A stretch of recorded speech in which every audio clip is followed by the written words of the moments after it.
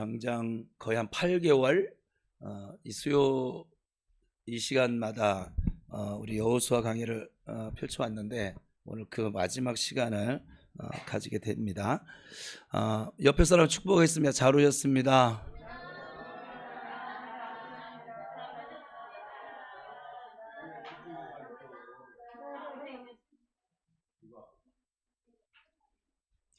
우리 오랜만에 예배 참여한 우리 김미영 자매님을 축복합니다. 우리 주 안에서 환영합니다.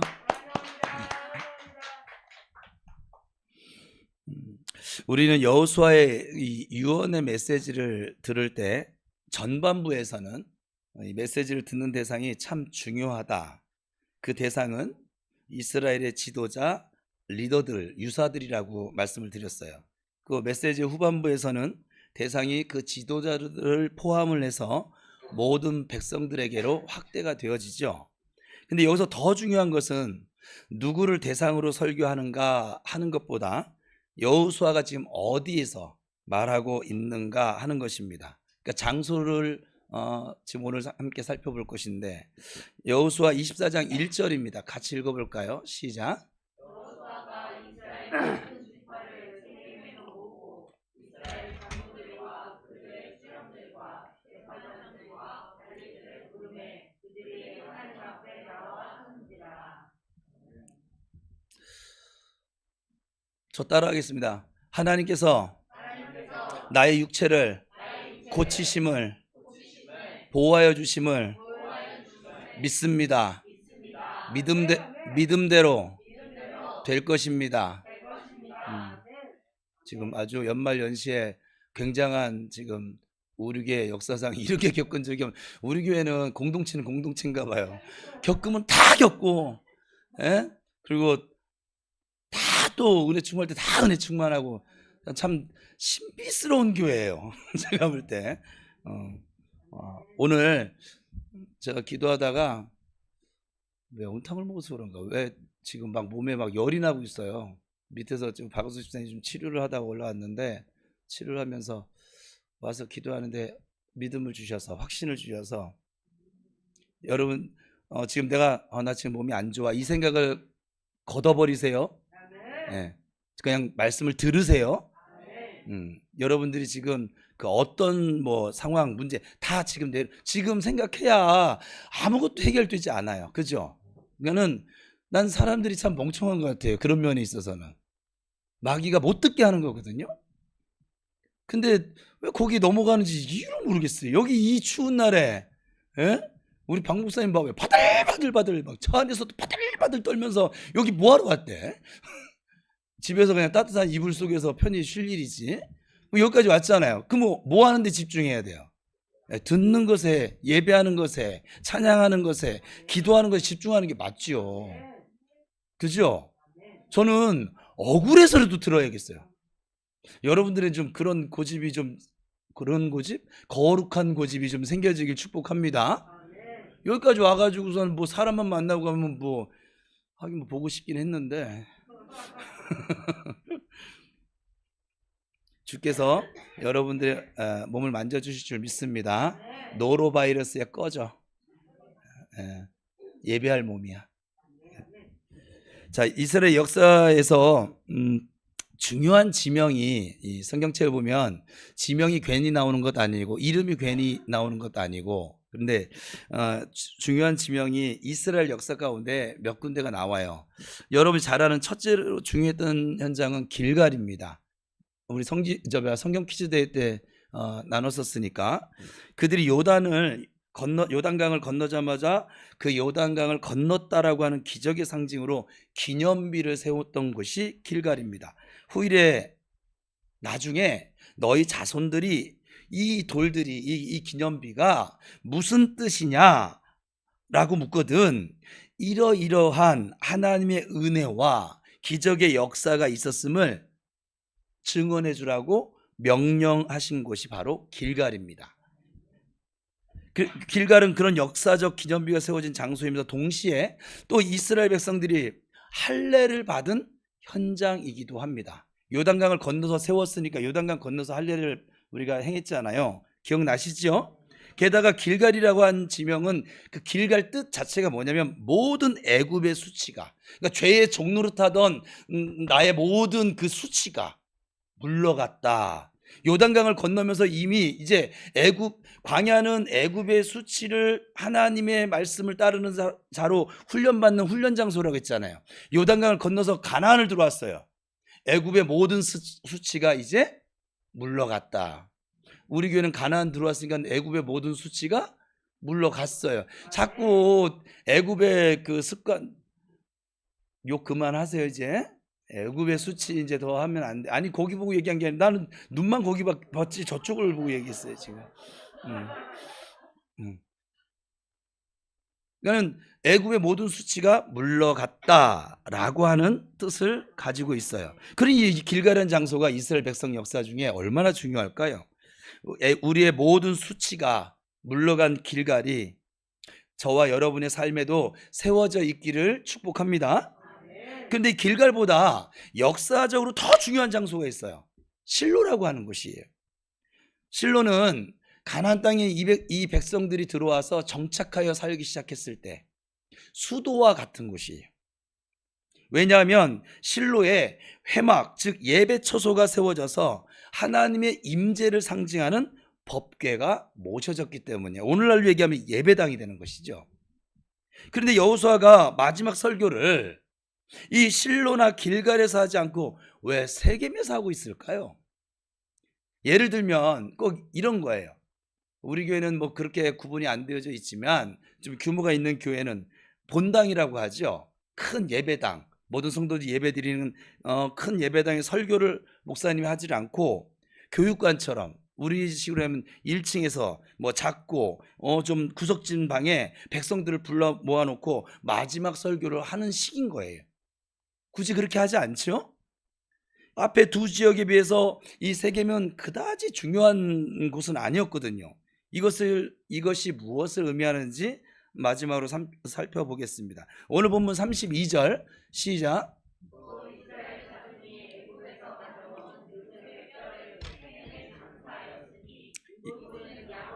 베크시타를 주고 세겜의 아버지 하몰의 자손들에게서 산 밭이라. 그것이 요셉 자손의 기업이 되었더라. 자, 이 말씀을 보면 세겜에서 설교가 끝난 후에 요셉의 장례가 마무리가 됩니다. 요셉의 장례가 죽은 지 몇 대가 흐른 후에 이곳에서 지금 마무리되고 있는 것이지요. 바로 이 장례 때문에 여호수아가 마지막 설교를 지금 세겜이라고 하는 곳에서 하고 있는 것입니다. 자, 창세기 이걸 이해하려면 50장 한번 같이 읽어봅니다. 시작. 애굽에 거주하여 110세를 살며 에브라임의 자손 3대를 보았으며 므낫세의 아들 마길의 아들들도 요셉의 스라에서 양육되었더라. 요셉이 그의 형제들에게 이르되 나는 죽을 것이나 하나님이 당신들을 돌보시고 당신들을 이 땅에서 인도하여 내사 아브라함과 이삭과 야곱에게 맹세하신 땅에 이르게 하시리라 하고, 요셉이 또 이스라엘 자손에게 맹세시켜 이르기를 하나님이 반드시 당신들을 돌보시리니 당신들은 여기서 내 해골을 메고 올라가겠다 하라 하였더라. 요셉이 110세의 죽음에 그들이 그의 몸에 향재료를 넣고 애굽에서 입관하였더라. 한 사람이 이 하나님의 부름을 받으면, 오늘 장례 지도사가 와 계시긴 하는데 그죠? 받으면 먼저 임종 예배를 드려요. 이제 하나님 불러 가셨다, 그걸 확인하는 예배. 그리고 나서 입관 예배를 드려요. 그 육체를 관 안에 넣는 예배, 넣을 때 드린 예배. 발인 예배를 드려요. 그 관이 이제 장례식장을 떠나서 이제 묻힐 땅으로 가는 발인 예배를 드려요. 그리고 지금은 지금식 따지면 이제 화장에 가서 하관 예배를 마지막으로 드려요. 원칙대로 하자면, 옛날 제가 처음 예수 믿을 때만 해도 예전엔 다 이렇게 하관이 많았었는데, 그러면 장지에서 돌아와서 그 상을 당한 가정에 가서 목사님 마지막 위로 예배까지 드려야 모든 장례 일정이 마무리가 되었었어요. 요즘은 지금 그렇게까지는 하지 않는데, 그런데 요셉의 장례는 입관을 하고 끝났어요. 이후에 일정이 계속 장례를 치르면 남아있는데 그냥 끝나버렸어요. 지금 우리가 읽은 창세기 50장의 내용이 그 내용인 거예요. 요셉의 장래가 마무리가 되지 않았어요.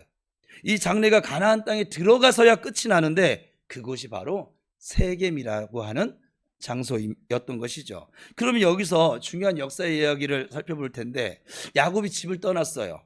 고향 집을 떠나서 20년 만에 하나님의 은혜로 돌아오게 되어졌습니다. 그래서 야곱이 가나안 땅에 들어와 첫 번째 머물렀던 장소가 어디냐면 세겜입니다. 그래서 세겜은 여러 곡절 끝에 하나님께서 야곱과 동행을 하셔서 함께 하셔서 가나안으로 돌아와 처음으로 장막을 치고 머무르게 된 곳이 바로 세겜입니다. 그러나 자신이 그 땅을 갖지 않아요. 자식들 가운데 가장 애정을 쏟았던 요셉에게 이 세겜 땅을 유업으로 물려줍니다. 이것을 요셉이 알고 있었던 것이죠. 그 후 요셉은 다시 애굽으로 들어가서 수많은 죽음의 고비를 넘나들면서 결국은 돌아오지 못하고 애굽에서 총리로 사명을 감당하다가 110세에 죽게 됩니다. 그런데 요셉이 죽기 전에 그 후손들과 형제들에게 약속을 강제로 요구를 하는 거예요. 다시 한번 창세기 50장 24절 25절 시작.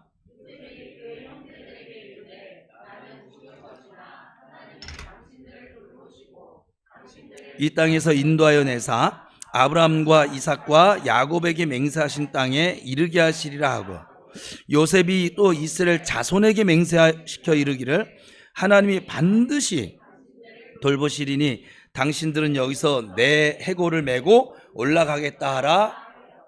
그러니까 맹세를 시켜버렸어요. 요셉은 비록 애굽에서 죽게 되지만 그것이 자신이 영원히 잠들 것이 아님을 알았던 것이죠. 그리고 요셉이 죽은 후 몇 대의 세월이 흐르고 나서 그제서야 지금 요셉의 장래가 세겜 땅에서 이루어지는 것입니다. 이런 역사적인 이야기가 있는 이곳에서 여호수아가 지금 마지막 설교를 통해 전하고자 하는 메시지는 뭘까요? 이 의미가 다 있거든요. 여호수아가 자신이 죽을 날이 가까워진 지금 모든 백성들을 세겜에 불러놓고 요셉의 뼈를 장사를 시킵니다. 요셉의 장례식을 거행함으로 그가 나타내고자 하는 것은 하나님이 하신 일 좀 봐. 우리가 여기까지 흘러들어와 이 땅을 정복하고 살게 된 것도 언약의 성취이자 완성임을 너희들의 눈으로 똑똑히 보거라 하는 것을 지금 각인시켜 주는 거예요. 이제 여호수아의 마지막 설교를 구체적으로 살펴볼게요. 오늘 본문 2절입니다. 시작. 이스라엘 하나님 여호와께서 이같이 말씀하시기를 옛적에 너희 조상들 곧 아브라함의 아버지 나홀의 아버지 데라가 강 저쪽에 거주하여 다른 신들을 섬겼으니, 그러니까 이 말씀은 말하자면 야, 너희를 포함해서 너희 조상들의 그 전력은 스펙은 강 저편에서 다른 신들을 섬기던 이방인들이었고 그리고 우상 숭배자들이었어 라고 하는 얘기를 들려주는 거예요. 놀랍게도 여호수아가 지금 이 사실을 백성들에게 떠올리면서 지금 설교를 시작을 합니다. 이것이 지금 가나안 땅에 들어와 있는 하나님, 이미 가나안의 백성, 하나님의 백성이 된 사람들, 소위 믿음의 조상이라고 하는 사람들의 출신 성분인 것이죠. 에베소서의 말씀으로 보자면 전에는 너희가 이방인이었고 나그네였고 그리스도 밖에 있었던 본질상 진노의 자녀였어. 이것을 여호수아가 지금 이스라엘 백성들이 잊지 못하도록 확인시키고 있는 것이죠. 우리가 지금 우리 교회 은혜를 받았어요. 우리가 지금 우리 원래 전력, 그걸 잊어버리면 교만해지는 거예요. 여러분들이 무언가 기도를 열심히 해서 성경을 열심히 읽어서 뭔가 된 걸로 착각을 하게 되는 거예요. 아니라는 얘기예요. 이 사실을 전제로 하고 여호수아가 설교를 합니다. 오늘 말씀에서 제가 강조하는 부분만 지금 발주시켜 봤는데 잘 보세요. 본문 3절에서 여호수아 설교예요. 3절에 13절의 일부분만 지금 발췌해 왔어요. 제가 노란색으로 해놓은 것을 잘 보시면서 봅시다. 3절 시작. 내가 너희의 조상 아브라함을, 5절 내가 모세와 아론을 보내었고 또 애굽에 재앙을 내렸나니 내가 그들 가운데 행한 것과 같고 그 후에 너희를 인도하여 내었노라. 6절 내가 너희의 조상들을 애굽에서 인도하여 내어 내가 너희와 애굽 사람들 사이에 흑암을 두고 바다를 이끌어 그들을 덮었나니 내가 애굽에서 행한 일을 너희의 눈이 보았으며 내가 또 너희를 인도하여 내가 그들을 너희 손에 넘겨주매 너희가 그 땅을 점령하였고 나는 그들을 너희 앞에서 멸절시켰으며 내가 발람을 위해 나는 너희를 그의 손에서 건져내었으며 내가 그들을 너희 손에 넘겨주었으며 내가 왕벌을 너희 앞에 보내어 내가 또 너희가 수고하지 아니한 땅과 너희가 건설하지 아니한 성읍들을 너희에게 주었노. 여기서 반복해서 등장하는 단어는 내가, 나는.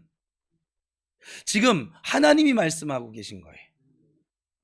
이스라엘이 지금에 이르기까지 역사를 이야기하고 있는 거예요. 믿음의 조상 아브라함을 택하신 때부터의 역사를 말씀해 주시는데 그는 원래 우상을 섬기던 이방 땅의 나그네였어. 그런 본질상 진노의 자녀를 하나님께서 택하셔서 그 파란만장한 역사 속에서 이 백성들을 어떻게 만들어 왔고 어떻게 불렀고 어떻게 만들어 왔고 어떻게 세워갔고 어떻게 우리 집에 믿음을 주었고 은혜를 주었고 은사를 주었고 예배를 드리게 했고 여기까지 인도한 일을 바로 내가 즉 하나님이 다 하셨다는 거예요. 그리고 나서 여호수아가 무슨 말을 하는지 보겠습니다. 본문 14절입니다. 시작. 이제는 여호와를 경외하며 온전함과 진실함으로 그를 섬기라. 너희 조상들이 강 저쪽과 애굽에서 섬기던 신들을 치워버리고 여호와만 섬기라. 여호수아의 고별 설교는 두 가지 주제를 딱 전하고 있어요. 다른 거 없어요. 첫째는 내가 했다. 즉 하나님이 다 하셨다는 것이고, 그러니까 여호수아 23장 24장을 읽으면서 이걸 못 찾으면 바본 거예요. 저렇게 무한히 반복을 지금 시키시는데 여전히 아유 내가 기도 많이 했더니 믿음이 이렇게 좋아졌어. 아우 내가 성경을 많이 읽었더니 아유 뭐 내가 성질이 착해가지고 아유 내가 머리가 똑똑해서 그게 아니라는 거예요. 제가 저의 인간론을 보면 모든 인간은 똑같습니다. 다 지자랑합니다. 9가지 잘못한 거 얘기 안 하고 딱 한 가지 잘한 거, 이게 나를 모르는 사람들 무리에서 이게 먹혀요. 그죠? 모르니까. 근데 같이 한 3년 정도 생활하잖아요. 3년도 좀 저는 한 6개월 정도만 같이 생활해 보면 제 눈엔 보이거든요, 그냥. 근데 그렇게 그냥 내 잘난 맛에 사는 사람들이 너무 많은 거예요. 교회 안에서도 마찬가지예요. 자기 믿음을 막 자랑을 해요. 이 믿음 누가 줬는데요? 그래, 아버지가 줬어요. 기도할 마음은 누가 줬는데요? 김미영 자매님? 오늘 이 자리에 본인이 온 것 같지요? 저분이 아침에 발인을 하고서는 이 추운 날에 가서 쉬고 지금 집에서 좀 퍼질러 있어야 되는데 박 목사님 전화해가지고 또 저분이 마음이 약해가지고 그래가지고 만나러 왔다가 또 목사를 만나가지고 같이 밥도 먹고, 그 모든 과정이 그냥 우연히 되어진 것이 아니라 하나님의 인도하심이라 이 말이에요. 우리가 자꾸 신앙생활 하다 보면 착각을 하더라고요. 본질상 진노의 자녀로 믿음 없이 살았던 때를 까맣게 잊어버려요. 이미 은혜로 출발한 거거든요, 모든 성도는. 근데 은혜로 출발했던 걸 잊어버리고 그 다음부터는 자기가 뭘 했어 맨날 그 제가 이렇게 만나서 얘기해 보면 내가 뭘 한 거를 막 해간 막 이제 자랑을 하는 거죠. 막 내가 진짜 저 성경에 내가는 하나님이세요. 그래서 보세요, 나요예요. 내가 하나님인 거예요. 내가 이렇게 기도했더니, 내가 그때 이렇게 봉사했더니, 내가 성경 그렇게 20독 했더니, 내가 그렇게 수고했더니 이런 일들이 벌어졌어. 이게 언뜻 보면 믿음의 고백 같은데 전혀 믿음의 고백이 아니에요. 하나님의 자리에 여전히 나를 세워져 있는 거예요. 똑같은 표현 같지만. 이게 제가 목회 지금 30년 가까이 하면서 이 공통점이에요. 그래서 우리 교회 아주 영원한 표 같은 거죠. 하나님께서 주어인 인생을 살아야 돼요. 근데 우리 말이 안 바뀌어요. 말이 안 바뀐다는 건 사상이 안 바뀌었다는 거예요. 모든 걸 하나님을 앞세우고 나가는 것이 아니라 나를 앞세우고 하나님은 내 도움이야. 나 힘들 때 좀 힘든 거 도와주고, 나 물질 없을 때 물질 좀 채워주고. 그래서 내가 살다가 그렇게 기도했는데 물질이 안 채워졌어. 그러면 이제 시험 드는 거야. 시험이 왜 드냐면 내가 왕이라 시험 드는 거예요. 여러분 생각해 보세요. 사극 보시는 분들, 종이 있던 시절에 종이 시험이 듭니까 안 듭니까? 들 수도 있긴 하겠죠. 억울한 일을 만나면. 근데요, 시험이 들어도 종은 시험 든 것을 표시할 수 없어요. 표시하면 죽어야 돼요. 멍석말이를 당하든 뭐를 하든. 우리 조선시대 역사를 보면 종이 아무리 뛰어나도 그 종의 주인이 영광을 받아요. 그래요 안 그래요? 근데 우리는 입술로는 하나님 나의 왕이십니다, 나의 뭐 방패십니다, 힘이십니다 하면서도 여전히 나요예요. 저기서 내가 있다는 내가 한 게 아니에요. 하나님이 다 하셨어요. 이것이고, 두 번째는 그러니까 여호와만 섬길 것이다. 하나님만 섬겨야 한다. 너의 지식 따위, 너의 성격 따위, 너의 기질 따위, 너의 경험 따위, 그걸 앞세우는 삶을 살지 말고 나를 하나님을 앞세운다는 게 뭐예요? 말씀을 앞세운다는 거예요. 여러분을 앞세워서, 그거 아세요? 신앙생활 하면서도 행복하지 않아. 여전히 힘들어. 근심이 떠나가지 않아. 왜 그런 줄 아세요? 내가 앞서 있기 때문에 그래요. 내가 앞서 있으니까 내가 다 해결해야 될 거 아니에요. 하나님 앞세우면 하나님이 해결해 주실 건데. 간단해요. 지금 이 자리에 근심, 염려가 있는 분 계세요 혹시? 여러분 장래가 됐든 돈 문제가 됐든 관계 문제가 됐든 뭐 집 문제가 됐든 뭔 문제가 됐든 내가 지금 하나님보다 앞서 있어서 그래요. 그러면 하나님을 앞세우는 건 뭐냐? 말씀을 앞세우는 거라고요. 너희 염려를 다 주께 맡기라. 이는 그가 너희를 돌보심이라. 주님, 저에게 이런 염려가 있는 건 사실이지만 주님께 다 내어 맡깁니다. 주께서 나를 돌보실 줄을 믿습니다. 저는 오늘 주님 안에서 기쁘고 즐겁게 살겠습니다. 항상 기뻐하며 쉬지 말고 기도하며 범사에 감사하며 살겠습니다. 이게 믿음인 거예요. 이게 주여예요. 근데 여전히 주여! 이러고서 아버지 이거 좀 해결해 줘요. 내가 뭐 잘한 게 있어야지 뭐 안 들어주시네 비담. 기도 안 할래. 기도하면 뭐해? 계속 이렇게 나가는 거예요 그냥.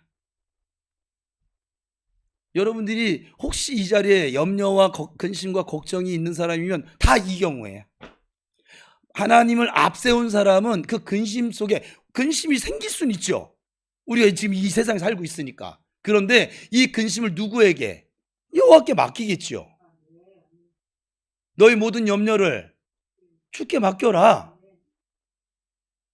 아니 저기 공중에 나는 새도 입히시고 들에 피는 풀도 저 키우시는 하나님이라고 오죽하면 하물며 너희일까 보냐. 내가 너희를 입히지 않고 돌보지 않겠니? 이 답답한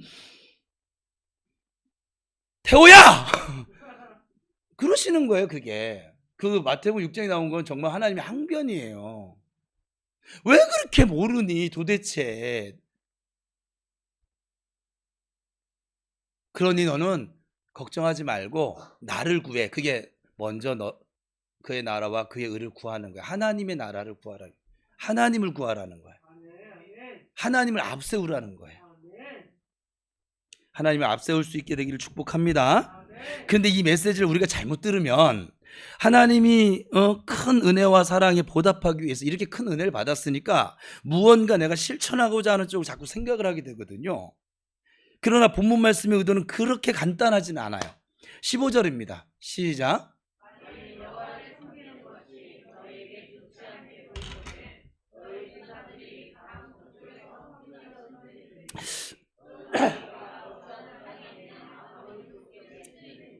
너희가 섬길 자를 오늘 택하라.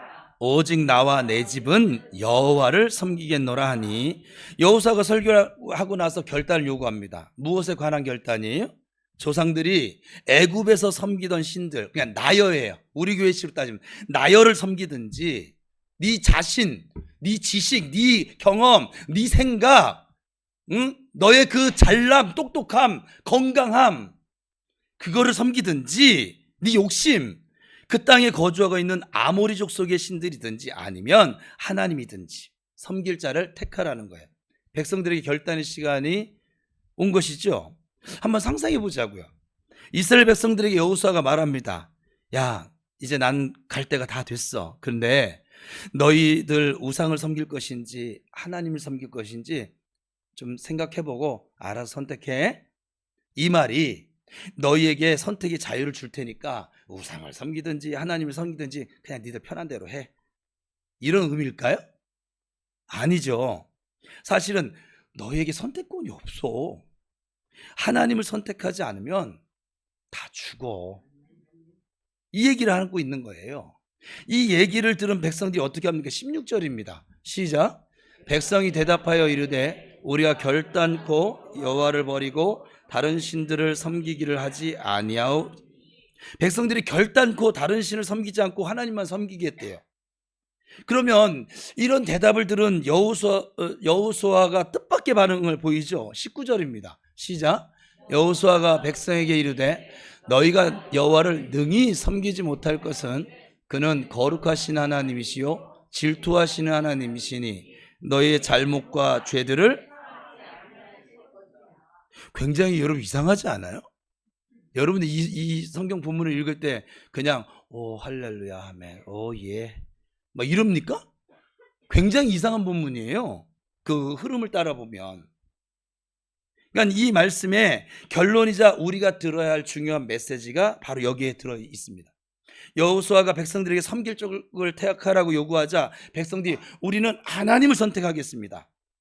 절대 다른 신을 섬기지 않겠습니다. 아주 약속까지 그냥 도장까지 복사까지 그냥 다 합니다. 그러면 그럼 이상 어떻게 대답을 해요? 그 질문에 어떻게 할까요? 이렇게 새끼손가락에 칼로 걷어서 혈맹을 맺어야 됩니까? 근데 이 말을 들은 여호수아가 그러면 감동을 받아요. 여러분이 저한테 와서 이런 얘기 나누면 감동의 도가니탕에 빠질 거 있구만. 이 여호수아 목사님이 참 이상한 목사님이세요.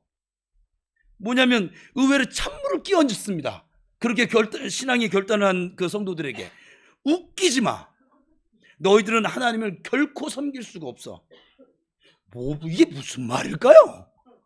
제가 아마 여러분들에게 그렇게 말씀 같은 신방 갔는데 왜 하다가 올해는 새해에는 꼭 이렇게 말씀 앞세우고 가봅시다 했더니 예 그렇게 하겠습니다 했더니 제가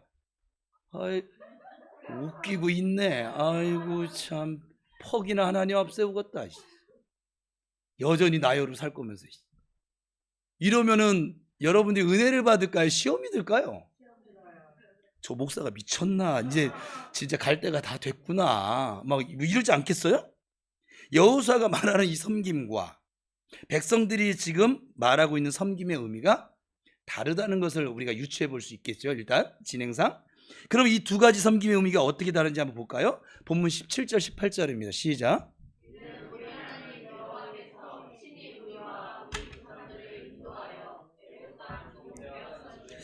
올라오게 하시고 우리 목전에서 큰 이적들을 행하시고 우리가 행한 모든 길과 우리가 지나온 모든 백성들 중에서 우리를 보호하셨음이며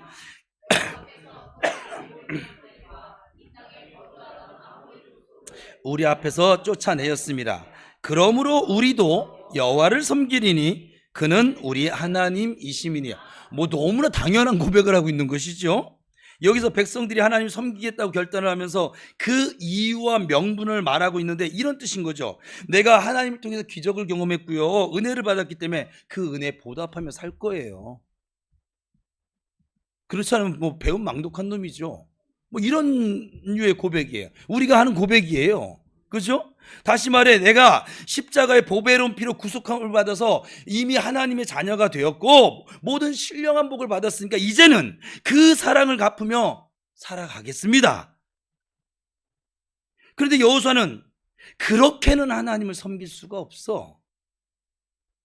아주 단호하게 말합니다. 그럼 여호수아가 그 이유를 어떻게 설명하는지 볼게요. 본문 19절이에요. 시작.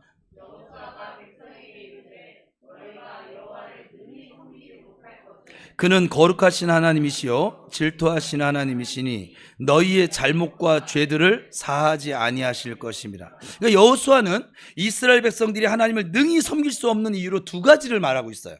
첫 번째는 하나님께서 거룩하신 분이기 때문에, 두 번째는 질투하신 하나님이시기 때문에. 그러면 여기서 먼저 질투를 살펴보면, 질투라고 하는 단어의 개념에는 사랑이라고 하는 강력한 속성이 들어있지요. 사랑이 없으면 질투하지 않아요. 저는 김태희 씨가 비의 아내죠. 네. 비라고 하는 사람의 아내가 된 김태희 씨를 향해 내가 질투를 해본 적이 한 번도 없어요. 왜냐하면 나는 그를 사랑하지 않거든요. 근데 해가 뭐 그보다 예쁜지 안 예쁜지 뭐 내 눈엔 예쁘니까 현혹이 때문에는 질투한 적이 있지요. 그러면 하나님이 누구를 놓고 질투하신다는 말이 될까요? 바로 우리예요, 우리. 여러분이요. 그러니까 하나님은 우리가 좀 한눈을 팔고 딴짓하는 것을 사실은 못 견디십니다. 제가 사역을 해요. 제가 어떨 때 이제 한번, 그는 지금 뭐 합니까? 지금 요즘은 그렇게 안 물어요. 초기 때 그는 지금 뭐 합니까? 내가 별로 좋아하지 않는 일들을 하고 있어. 그 말을 들은 다음부터 이 질문을 안 하는 거예요. 내가 그 말을 듣고 내가 마음이 안 좋아져서. 그러니까 하나님 우리를 봐주시는 것이지 좋아하고 기뻐하는 게 아니에요. 믿음으로 살지 않는 그 어떤 것들을. 그렇게 질투하시기까지 우리를 하나님은 사랑하고 계십니다. 이런 하나님의 마음을 우리가 상상이나 할 수 있을까? 다음으로 또 하나의 이유는 거룩하신 하나님이라고 했잖아요. 우리는 하나님께 받은 은혜와 사랑에 보답하기 위해서 섬기며 살겠습니다. 내 남은 생에. 근데 그럴 수 있는 능력이 없다는 거예요. 여러분들이 거룩하신 하나님 섬길 수 있는 능력이 없어요. 가만히 돌아보세요, 여러분. 여러분들이 주를 위해서 뭐 불 속에라도 들어가서 불 속은 고사하고 감기만 걸려도 못 섬기는데? 목에 칼이 들어와도 목에 칼은 고사하고 내 기분만 좀 나빠져도 예배를 안 드리는데? 못 드리는데? 조금만 바빠도 예배 시간과 바꾸는데? 어때요?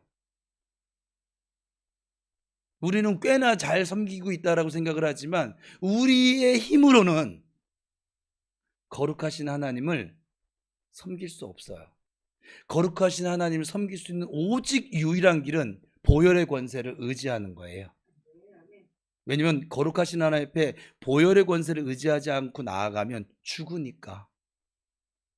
왜? 하나님은 거룩하신 분이세요. 우리가 그리스도의 보혈의 은혜로 지금 이렇게 자주 예배 시간에 앉아 있지만, 여러분 구약시대 사람들이 지금 이 시간 와서 여러분을 보면 얼마나 부러워할 줄 아세요? 다윗, 아니 뭐 멀리 갈 것도, 다윗 왕이 지금 이 자리에 만약 현현을 한다, 그럴 일이 없지만 현현한다, 여러분들 모두 부러움의 대상이에요. 그는 평생 한 번도 불러보지 못한 그 이름, 그 하나님을 아버지라 부르고 있어요. 주네야. 우리 얼마나 오늘 많이 불렀는지 몰라요.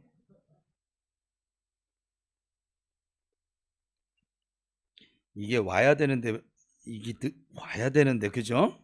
가는지 모르겠어요. 우리의 힘으로는 거룩하신 하나님 섬길 방법이 없어요. 그래서 구원받은 의인은 오직 무엇으로 살리라? 예, 그리스도의 십자가 보혈을 앞세우는 그 믿음, 그리고 아버지께서 이미 내게 먼저 선택하셔서 사랑하신 그 사랑을 앞세울 때 우리가 무엇이든지 할 수가 있는 것이죠. 내 힘 가지고는 아무것도 못해. 여러분, 내 힘 가지고는 기도도 못해요. 예배 시간에 예배도 온전히 못 드려요.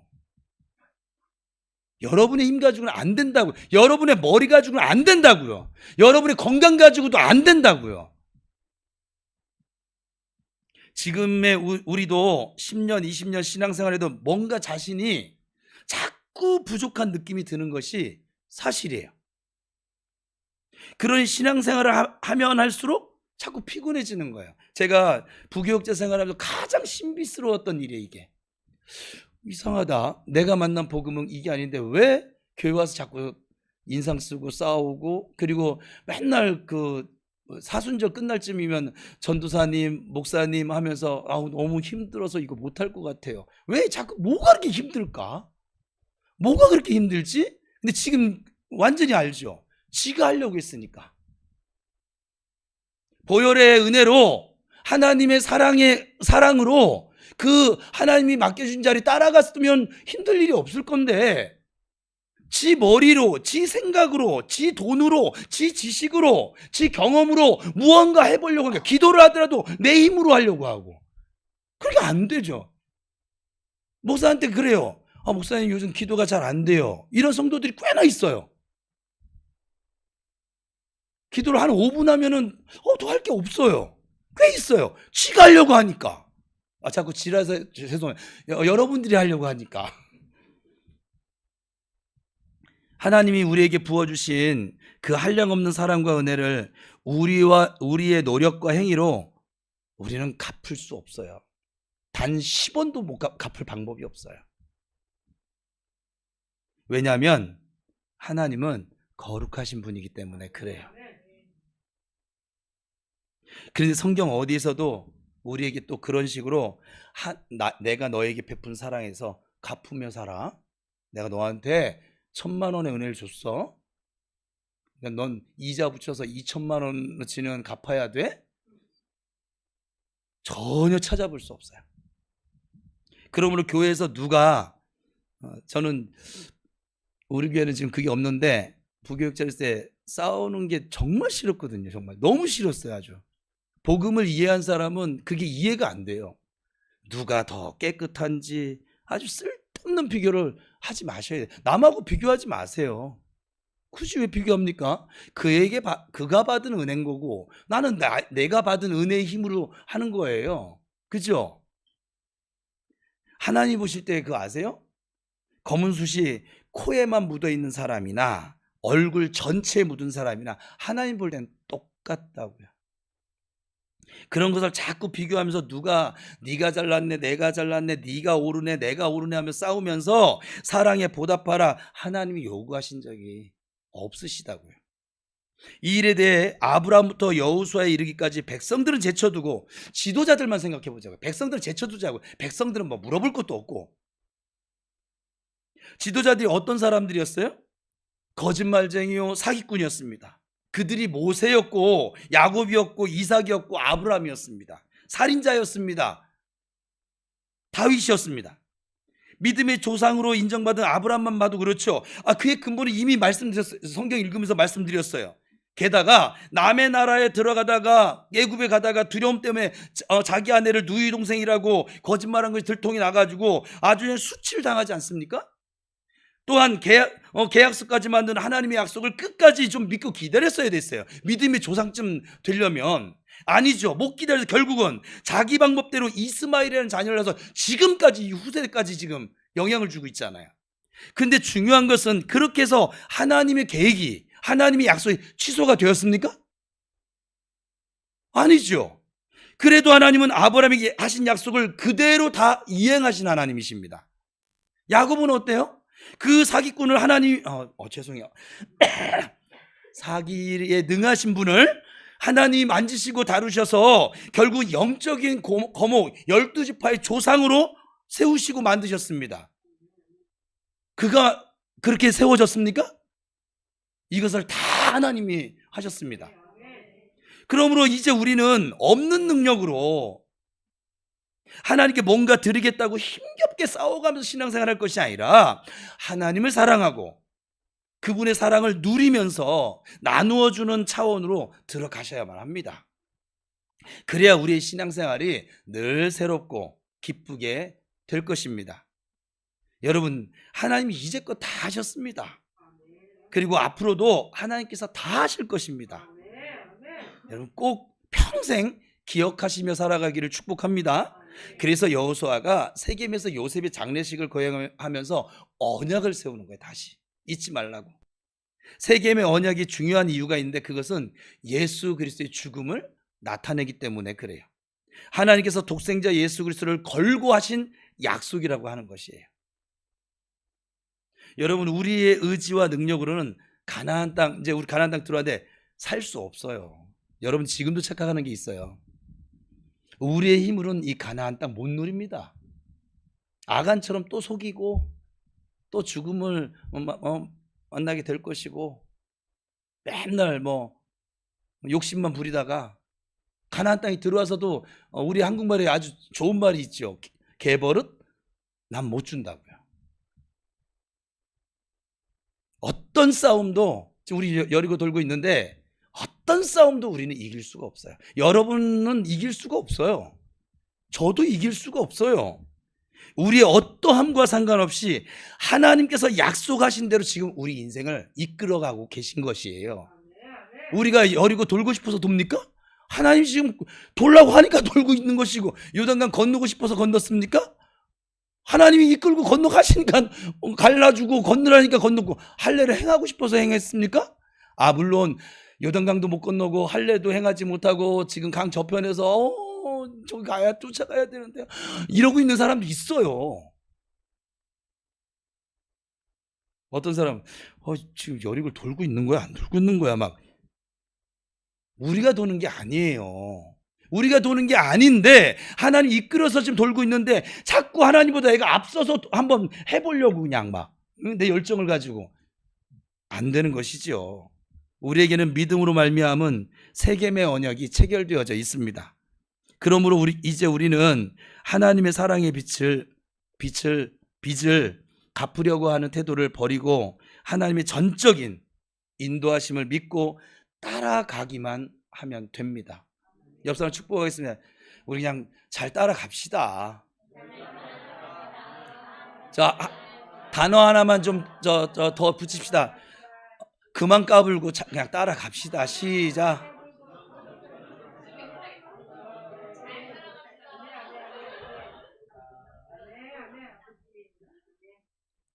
그것이 바로 가나안 땅을 살아가는 우리에게 하나님께서 원하시는 모습인 거예요. 이 가나안 땅은 믿음으로 하나님을 앞세우지 않으면 누릴 수 없는 땅이에요. 정말 하늘의 구름 같은 거예요. 그러면 나여로는 가나안 땅을 광야로 만들며 살 거예요. 아마 나여의 모습으로는. 주여의 모습으로 내가 주님을 앞세우지 않으면 결코 가나안의 복과 은혜를 누릴 방법이 없어요. 주님이 아무리 억이라고 하는 물질을 줘도 믿음이라고 하는 비밀번호를 몰라서 돈 100만 원 때문에 맨날 염려하며 살게 될 거라고요. 가나안 땅에서.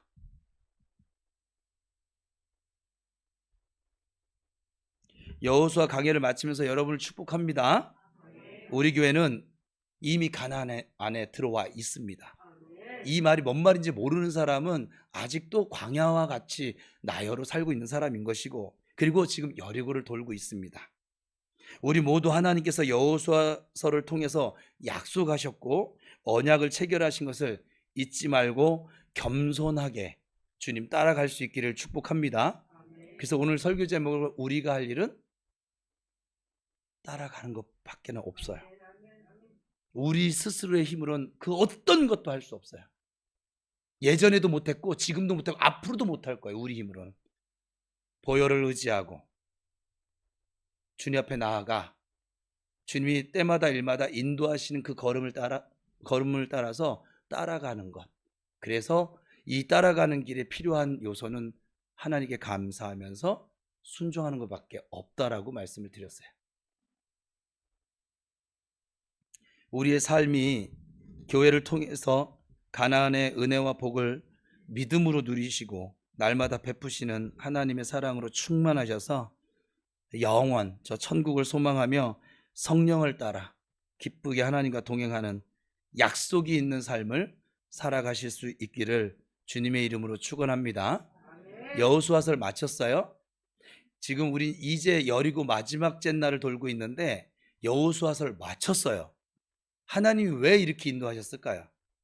너희들은 그 이스라엘 백성들처럼 아간의 실수를 반복하지 말고 좀 실수를, 아간의 실수는 뭐냐면 나여로 살았기 때문이에요. 다른 거 없어요.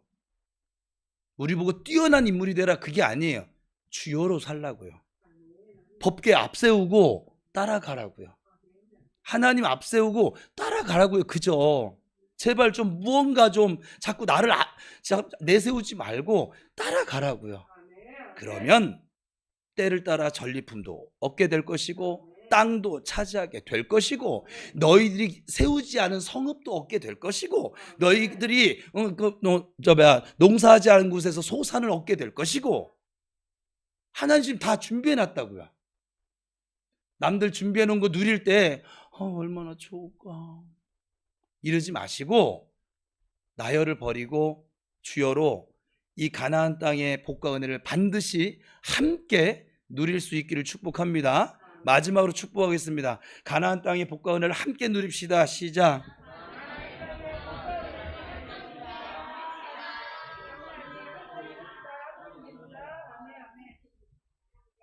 제가 여호수아 강해를 마치면서 하나님의 인도하심이 참, 하나님 이렇게 인도해 가시는구나.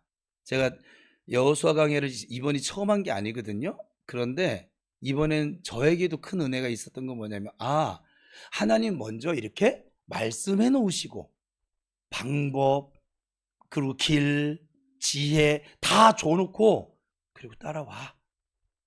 우리 보고 네가 막 스스로 헤쳐가면서 네 힘으로 한번 해봐 이런 아버지가 아니시라 이 말이에요. 하나님이 내비게이션을 주셨어. 우리에게 성경이라고 하는 가나안 땅의 복과 은혜는 여호수아서라고 하는 내비게이션을 주셨어요. 이 여호수아 강해 그동안 들었던 거 잘 기억 안 나면 다시 누가 그러대. 야갔어. 그런 거 보면 그동안 우리 우리 교회 그 동영상 설교를 보면은 설교를 다 듣는 게 아니라 예전 거부터 제목만 봤야. 그것도 한 좋은 방법이에요. 하나님이 이렇게 약속하셨었구나, 말씀하셨었구나. 그래? 그러면 나는 그렇게 하실 하나님, 내 아버지, 나를 지키시고 보호하실 내 아버지 믿고 난 그래, 그냥 오늘 한 걸음 한 걸음 가자. 10걸음 뛸 것도 없어요. 그리고 여러분 혼자 갈 것도 없어요. 옆에 우리 형제 자매들하고 같이 손잡고 같이 서로 사랑하며 가보자. 할렐루야. 반드시 누리게 될 줄로 믿습니다. 하나님은 우리의 그거가 상관없이 당신이 약속한 건 당신이 이루십니다. 우리가 그걸 못 따라오잖아요. 그러면 우리를 육체는 거두 가세요. 그리고 돌들을 통해서도 찬양하게 하시고 그리고 다른 이방인을 데려다가 저 믿음을 줘서라도 그에게 기회를, 그거를 요한계시록 촛대로 옮긴다고 표현을 하고 있는데 하나님은 하세요. 여러분이 아니면 또 못하는 것도 아니야. 그럼에도 불구하고 하나님은 여러분들이 하기를 원하세요. 우리 교회가 하기를 원하세요. 왜냐하면 지금 이 약속은 우리 교회에 주신 약속이니까. 그럼 이게 얼마나 큰 은혜입니까? 이 하나님 은혜를 잊지 말고 겸손하게 꼭 주님이 주신 이 가나안 땅의 삶을 누리고 흘려보내고 나누면서 살아갈 수 있게 맨날 한숨 짓고 울며 불며 가난뱅이처럼 거지처럼 그렇게 살지 말고 당당하게 떳떳하게 감사하며 순종함으로 누리는 삶을 살아가기를 다시 한번 주님의 이름으로 축복합니다. 기도하겠습니다.